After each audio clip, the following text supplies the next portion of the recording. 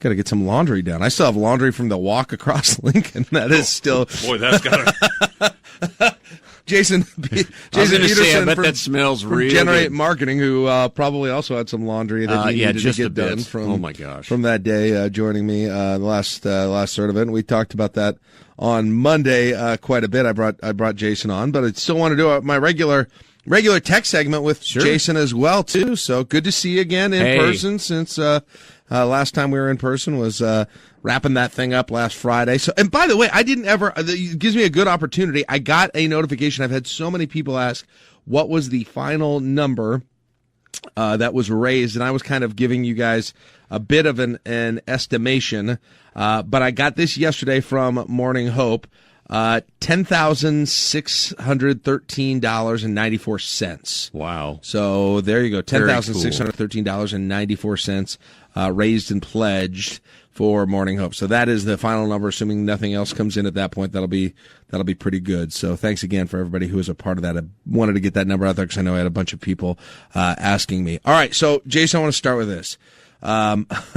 Couple of stories today about places that Amazon, Alexa, or perhaps other smart devices are going that are making people feel uncomfortable. I want to see which of these makes you feel more uncomfortable. Number one, hotel rooms. Amazon's vice president of smart home announced at the New York Marriott that they are going to have Alexa for Hospitality, which is the newest iteration of Amazon's popular voice assistant for hotels, letting you use an Echo speaker in your room to call the front desk, check what times the hotel's pool is open, and get recommendations for nearby restaurants. And so they partnered with Marriott, bringing it to about 10 of their U.S. locations over the summer, and they're going to be getting together with other hotels. So that's one, okay? All right. Number two was this story that is also making the rounds today. Big banks and financial companies have started to offer banking through virtual assistants. Amazon's Alexa, Apple's Siri, and Google's Assistant in a way that will allow customers to check their balances, pay bills, and in the near future, send money with just their voice. But that does require security concerns. Which of these, if you were going to employ them, makes you less nervous about security and privacy concerns? Well, okay, so ironically, I'm going to go with the banks, and here's why. Really? I would have went the other way. Because for me, the banks are obsessed in a good way about security, privacy. I mean, like you have to use your thumbprint or whatever. So to me, the voice recognition, you can probably most likely get that to a level, and it's going to be a 2 or 3 step kind of like verification. So the bank system, that's been, I mean, again, of the two, the only reason I say the hotel one's a little creepy is, do we have to start then like approve like there's privacy notifications that we have to like sign off on now? So it's like, what do they record? I mean, to me that to me is the, given that there is. But is that all that different than having one in your home? Well, exactly. So to me, now I am choosing to have my, Alexa device be in my house, but to me in a hotel, I guess if they allow you to choose, I mean, I would say then it's not as creepy. But if it becomes just a requirement, I mean, as you know, this is just becoming now sort of something that's going to be around. So, I don't know. That just seems that maybe I should be more concerned about the bank, but I like the idea because I hate doing bill pay. I just know that that setup just drives me nuts. And I know I'll probably eat my words on this in 2 years, like I do with all these technology things. Like, I don't know why would anyone want a smartwatch, and now I'm wearing a smartwatch.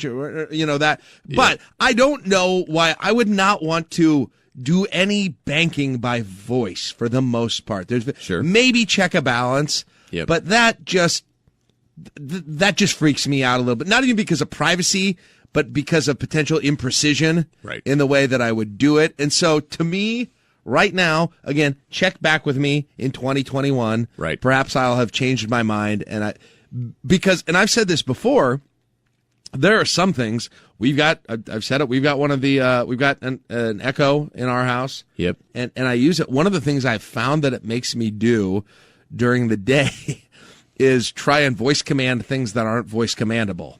Yes. I'll have groceries in my and there will be a part of me that wants to say, hey, Alexa, open the car door. That'll happen. So maybe that'll trickle down to some of these things as well. And I know already some of the credit cards have skills that allow customers to check balances and pay bills, right, and those sorts of things. But anyway, I thought that was an interesting development. Both of those in the news. Mark and I had talked about those recently as well.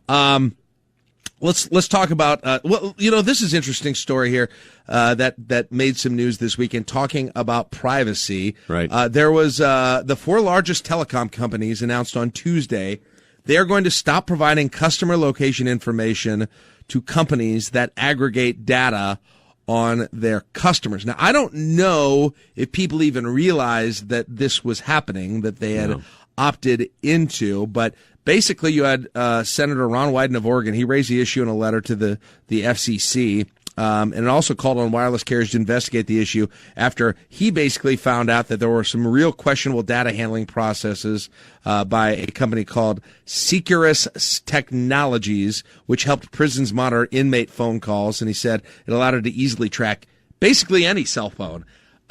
Location services are something that people perhaps draw a line at when we are willing to. Yes.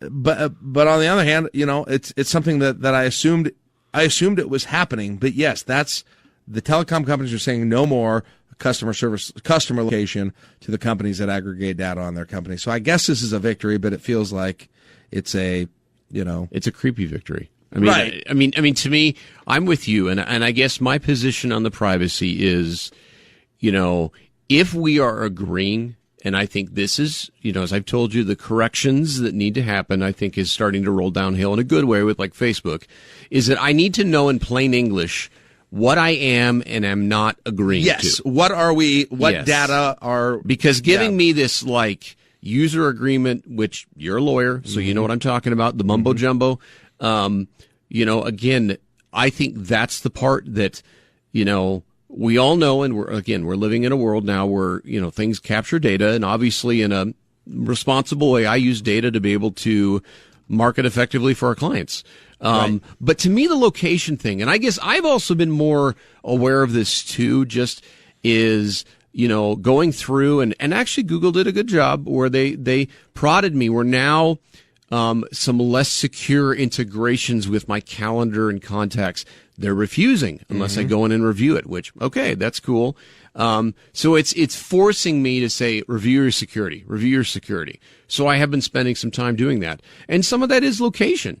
I mean, again, if you go into your iPhone and you go into, I think, is it privacy or whatever the part of location settings? Services. Yeah, location services. Thank you. Yeah, turn it off. I mean, you can turn it off, but yes. But some of them you need use. it. No, you use. I mean, for multiple reasons. Well, some and families use those. And I think one of the things that Apple does, which I like, is it says only use while using the app. So it's like you can have it on all the time. Like I have Tile, so if I lose my keys. Right. But again, it's just. It's the creepy part for me, and the concern is when it's like happening and we have no idea. Whether it's, Amazon collecting data right there. It's like, I get it. We live in a world now where data is the way it works, and they're going to be tracking everything humanly possible. But it's just the lack of disclosure is the part that I want to make sure is addressed. I want to talk about something that Facebook. This is a new thing that just came out today. I didn't even send you this one, but I thought it was interesting because I use the app HQ. Now, for people who don't know what HQ is, it's basically an app on mobile platforms that is a game show that runs multiple times daily, and it's a quiz show that you can play, you can win, and you can win some real money on. And basically, they say, all right, we got $5,000 here. If you answer 12 questions right, you share the pool. I actually won it once and shared $5,000 among like 3,000 people. And so I've got like $1.75 that I won, but it's getting really, really popular. And now Facebook is seeing how popular that it is. So they are jumping in it. Now they didn't make their own competitor. They've taken a broader approach, and they've now created an entire gaming platform. So Facebook this week announced polls for live and on-demand videos, as well as new gamification features for live video. So gamification meaning you can do a live video, put up a question, put up a poll, and so Insider, BuzzFeed, some of those other ones can add polls, quizzes, and challenges to both individual videos as well as entire game show series. Confetti by Insider is one of these. It's an interactive pop culture trivia game that's going to air daily, much like HQ.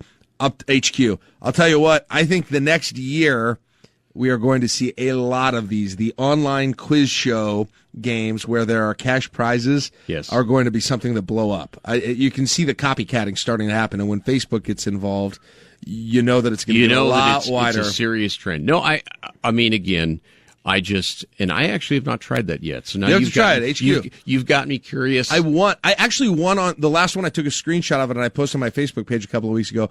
The one question was said it was about state flags, and the answer to the question they asked was the Nebraska state flag, and so I actually knew a little bit about the Nebraska state seal and state flag. So all my years of complaining about how I don't like the Nebraska state flag paid off, and I actually won this thing. As well. And I have to admit, I'm kind of a useless trivia guy. I mean, I know that, there for a while, the giveaways and stuff you've had to be a little careful on with Facebook and some different things and stuff. So, yeah, I just, gamification, that is a concept, that's been part of the startup community and some part of it as far as just trying to get people to do that. Gamification. So it's kind of a clever way of trying to take something where, is really mundane as far as compliance and making it be more enjoyable or more fun, in kind of corporate settings.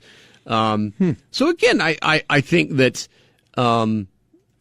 it's, I mean, let's be honest. I mean, people, we love quizzes. I mean, you like the question of the day with the Amazon and the Echoes, and I like it too. I mean, I think those are fun. Right. So, but yeah, I mean, if you tie in, let's go backwards, like way back. It's like the sweepstakes crap where you enter in stuff. Right. Publishers Clearinghouse. Yeah, exactly. So to me, it's the easier you make it, and again, if it is legit and it's not creepy, heck yeah, I think I'm going to send you an HQ invite because you need, number one, you just need to see it, and I'll be curious about your I'll take give on my it take on it. And the other thing is, I get a free life when I get a question wrong if I invite somebody to it, which is how they spread the word about all of this. So I'll send you an invite. You can take a try on it and see if you can maybe get a win on it. The only other thing that I wanted to touch on real quickly is stories coming out this week that Uber is testing a new feature that could offer cheaper rides to customers who are willing to wait a few minutes. Evidently, an Uber representative confirmed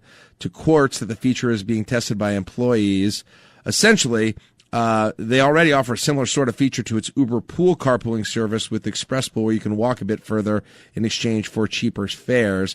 But essentially, it's kind of like surge pricing, but if you're willing to wait a little bit further up front, you'll be able to get a new time, which I think is good because the Uber prices in Lincoln, I don't know if you use it very often, but it seems like in the last few months, they've got to the point where at times it's not worth it anymore. No, I was going to say, I know. That was part of the draw at first, $10 to go downtown or whatever it is, but I feel like there's kind of an invisible wall at about 12 to 15 that there's nowhere in Lincoln that I'm going to pay more than that to get driven to. I mean, to me, and I would say it would make sense. I mean, we're using someone else's car versus like we've got a client that's in the limo and transport services and stuff and shuttles. So it's like, I've used it a couple times. I know my gals that work for me that are 23, 24, they use it all the time. All the time, yeah. I think it's expensive. Yes. I mean, now I don't see any fares in Lincoln that are